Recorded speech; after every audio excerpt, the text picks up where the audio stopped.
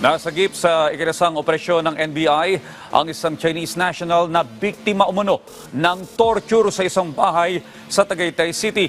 Kaugnay nito, ilang mga Chinese nationals rin sa kaparehong bahay ang nahuli dahil sa illegal scamming activity. Si Rod Lagusad sa detalye.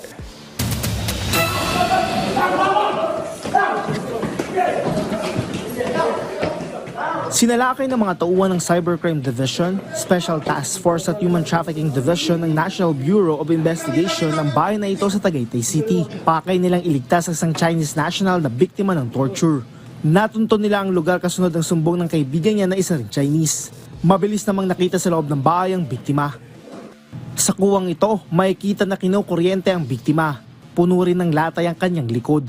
Ayon sa NBI, nagawa pa nito na makapaglabas ng video na humingi ng tulong. Pero ang rescue operation, naging daan para madiskubre ang illegal na aktibidad sa kabilang kwarto.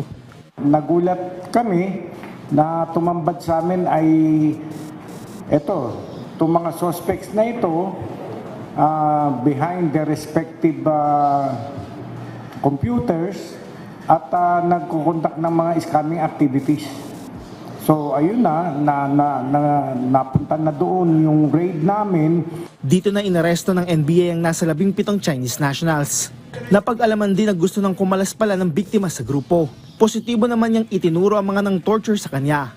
Pareho nito ang una ng grupong naaresto noong Biyernes. Ayon sa NBI, mula din kasi ito sa isang malaking pogo operations na bumuo ng maliit na grupo.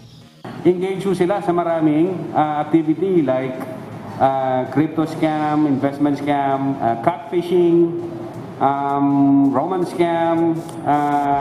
We found out different scripts. Ito mga scripts na to, ito yung ini-employ nila to lure ng kanilang victims.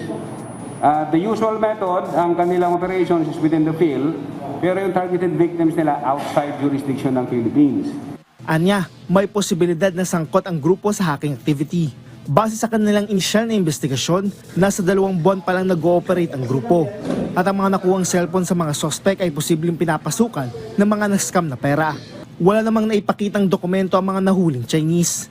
Naharap sa kasang qualified human trafficking ang 3 itinuro ng biktima na nanakit sa kanya. Habang lahat naman sila ay naharap sa paglabag sa Anti-Financial Accounts Scamming Act. Rod Lagusad, para sa Pambansang TV, sa Bagong Pilipinas.